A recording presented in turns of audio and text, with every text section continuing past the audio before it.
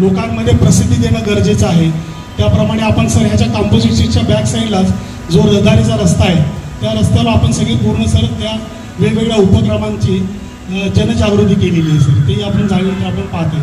अशा पद्धतीने सर आता हे ओपन जिम सुरू केलेलं आहे। हे जे 6 इक्विपमेंट आहे हे इक्विपमेंट चूज करताना सर माननीय जॉईंट सीपी साहेबांनी जे सजेस्ट केलं होतं त्याप्रमाणे यंग जे कर्मचारी अधिकारी आहेत त्यांच्याचबरोबर जे सिनियर आपले कर्मचारी आहेत त्यांनाही त्याचा उपयोग होईल अशा पद्धतीने ते इक्विपमेंट आपण दोघांनाही यूज करता येईल अशा पद्धतीने आपण केलेले आहेत सर। आणि त्यामुळे सर पोलीस स्टेशनचं एक वातावरण आणि सगळे हेल्दी वातावरण राहील सर।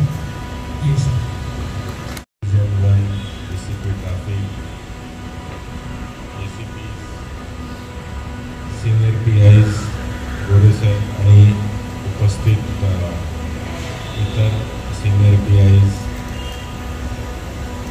आणि CBDचा संपूर्ण स्टाफ पत्रकार की नाही।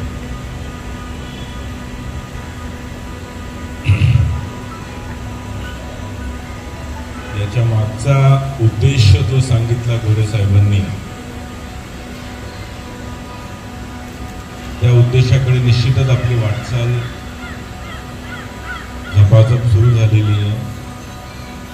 आपला EMC हा जो प्रोजेक्ट आहे या EMC सोबत एक EDVचा प्रोजेक्ट आहे त्याच्यामध्ये आपले प्रोफेशनल गोष्टी आहेत।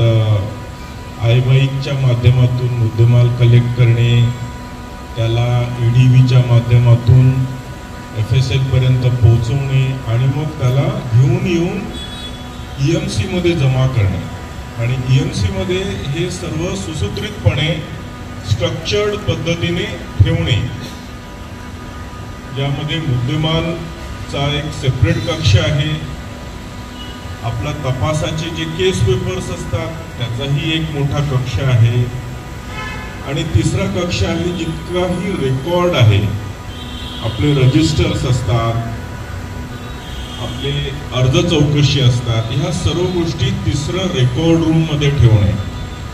त्या पलीकडे जाऊन पैरवी जी कोर्टामध्ये आपण पैरवी कर्मचारी असतो, पैरवी अधिकारी असतो त्यांच्यासाठी बसण्याची जागा, तिथूनच समन्स पाठवणे आणि आलेल्या साक्षीदारांची तिथे उजळणी करणे हा सर्व उपक्रम त्या EMC मधून केला जातो।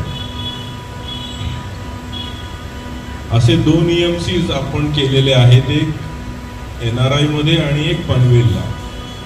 आणि तिसरं महत्वाचं EMC आपण केलेला आहे तो तळोजाला, ज्याच्यामध्ये आपण सर्व बाह्य मुद्देमाल जो काही आहे, गाड्या म्हणा किंवा बाकीच्या जितक्याही लोखंडी सळ्या, ज्या काही बाहेरचा जो मुद्देमाल असतो पोलीस स्टेशनच्या आवारातला, जो पोलीस स्टेशनची संपूर्ण शोभा घालवतो, परंतु त्याचं महत्वही तेवढंच असतं कारण तो आपल्या गुन्ह्यांमधला मुद्देमाल असतो, परंतु दुर्दैवाने तो एवढा मोठ्या प्रमाणात असतो की त्यामुळे पोलीस स्टेशनचं जे आल्हाददायक वातावरण असतं ते पूर्णच धूमिल होतं आणि त्याच्यावर कचरा पडतो, त्याच्यावर ते गंजतात आणि त्यांनी पूर्ण ते पोलीस स्टेशनची शान चालली जाते।